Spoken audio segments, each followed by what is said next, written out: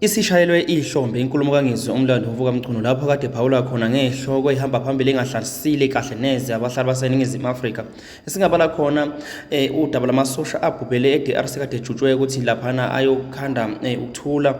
Aphinda wathinta laphana indaba ke yathinta uDonald Trump ephazanyise kakhulu abahlali baseNingizimu Afrika ethinta ezempilo ukuthi kungase kuvalwe ukuxhaswa kokudeliver noma kokulethwa kwemishanguzo ye-HIV lapha. Waphinda wathinta udaba luka Elon Musk olungabahlarisile futhi kahle abahlali base-South Africa oluthinta umhlaba okhona laphana. Wabe sephinda eveza noma enika mandate upresident walapha uRamaphosa imandate ukuthi ashite icabinet bese demote noma ekhipha esikhundleni uMgodoyi Minister of National Defense. Lapha-ke kubukele siphathelwe inkulumo kaMgodoyi labo bantu emfishane nje la simcaphune khona. Think about something else. There are so wrong things happening in the country rather than talking about soldiers.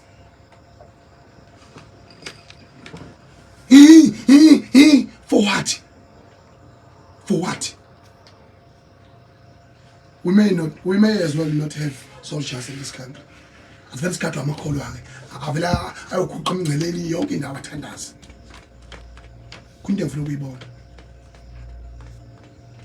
iqiniso lelo lijulileyo ngoba usopolitiki mabekhuluma bedabukisa labahlazi yodwa abayimele abanye banengcima banamehla ajojekile la bejabulela ukuvela ku TV bekhuluma uthuvi bekhuluma udoti. What is a soldier? Go to America. What is a soldier? Go to North Korea. Go to Asian countries, South Korea, go to China. You know what is a soldier. What does it mean to be a soldier? Ufanele imfihlo zezo, ufela izo. You have chosen to defend your own country. Umzaba nazo, akudlali. So ke namanje ke ngithi ke mina ungenzeka uthola ukuthi akhona amaphutha uhulumeni awethu angawenza ngoba we are in a very comfortable zone system in this country, South Africa. We don't know war. We never seen war. But when we want to see war, you will see it. We are well equipped. We are the number one country in African continent. Anothile kodwa unotha kwethu kubalekile ukuthi futhi awukwazi ukunotha kuphela ungenayo army equipped. Into engayicela mina yodwa ukuthi umongameli wethu Cyril Ramaphosa Matamela baba usiphethe kahle futhi wenza umsebenzi omuhle. Ngiyacela mina ukuthi with immediate effect, don't be a coward. Don't put weak leaders in a security cluster, especially in an army. You never see it coming, but it's here.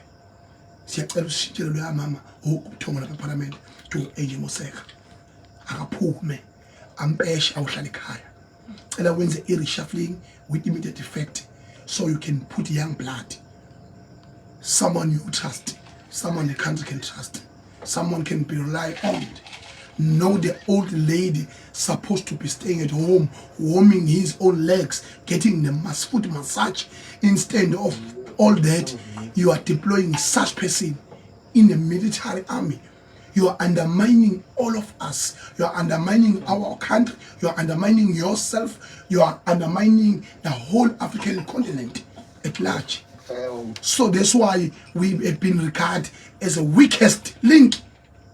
As the weakest, because when they look at our minister of soldiers in this country, they are becoming extremely joke.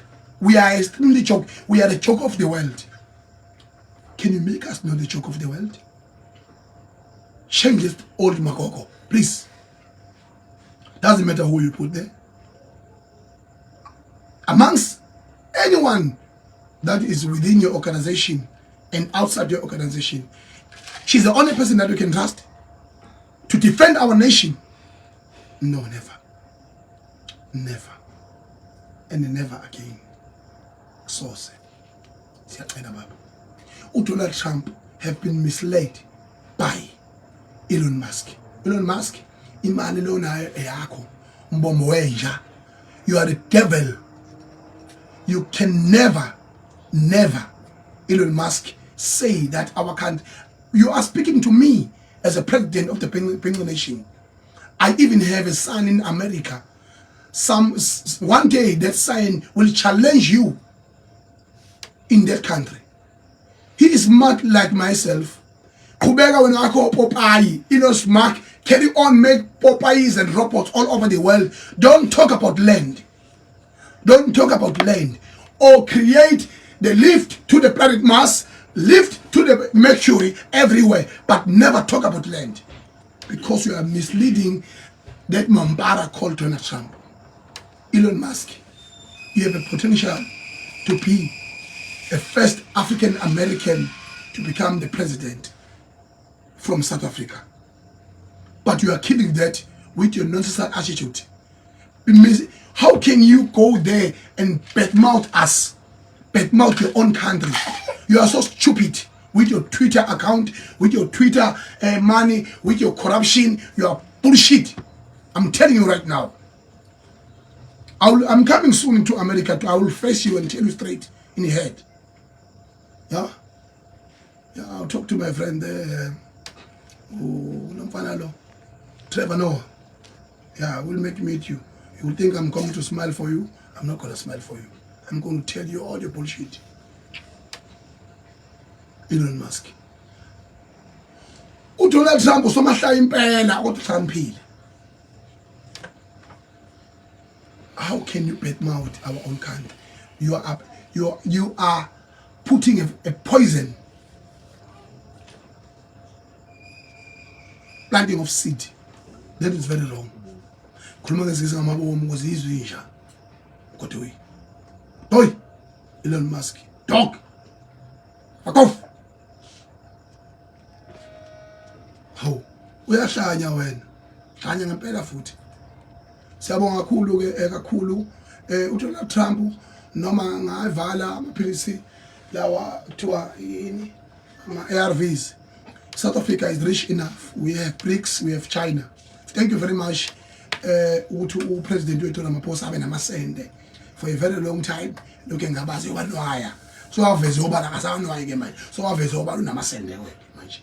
Wathi sinqoma esihle somhlaba, well done. Wafusekisa uTrump, well done. Waphinde futhi waba bold enough to do a lot of things as a right njengamanje. It's a job well done. Lokho amaphilisi angculaza lawa ama-ARVs awayilaphi file ingculaza. Khona ningayazi nini. Umsebenzi wawo oqala nge-HIV, human immunity deficiency virus. Okusho ukuthi igciwane elidila ne-immune system emzimbeni womuntu liqindezele. The HIV suppresses the immune system, collapses the immune system in the human's body so that the OIs of opportunistic diseases can avail themselves in the human body so that the body can be defeated. And one of those diseases eventually cause death. One of them. That's why in the most cases they say umuntu bulawe an AIDS-related disease. AIDS is a group, is a clustering of diseases all coming together in combination to defeat the human being because of the weaken of the immune system. Umsebenzi ke wama-ARVs ulula kabi emzimbeni womuntu. That's why kuthiwa dlanini kakhulu ukudla okunempilo, hlukana noshwala, hlukana ne-stress, nidle izinto eziyizakhamzimba ngoba ngaleskhathi fika ama-ARVs awa-boost immune system. Hlobo awayi-boost at all. The function of ama-ARVs is to suppress the virus and allow the immune system to grow. So that once the immune system grows, it gets fit enough to fight all the diseases in your human body so that you can be given a second chance of life. Niyakwazi nje?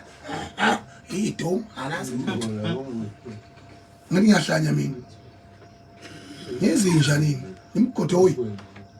So ke okubaleka kakhulu ke engane zakwethu ngifuna futhi ukugcizelela ke ukuthi siyacela ukuthi iIP uNtuli abe neqiniso lonke neqiniso lodwa.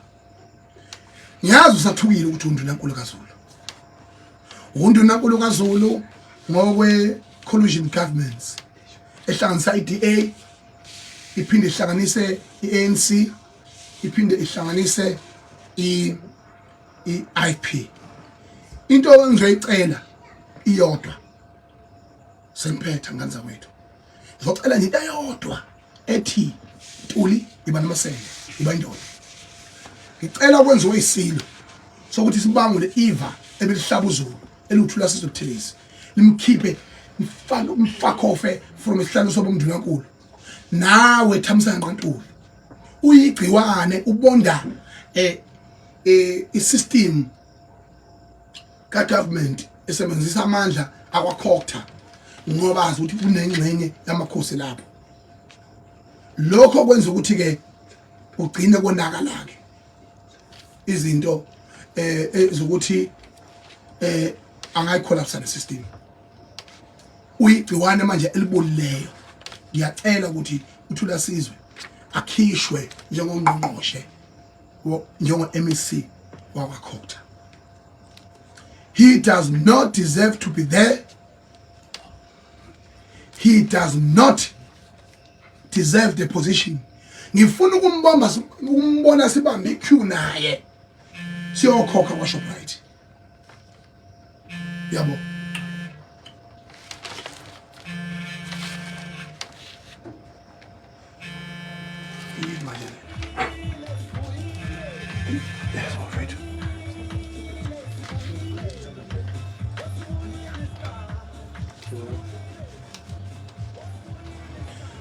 Ngimdinga simbona sibambe la iqueue uThula Sizwe ekwa Shoprite siyokhokha sifinance.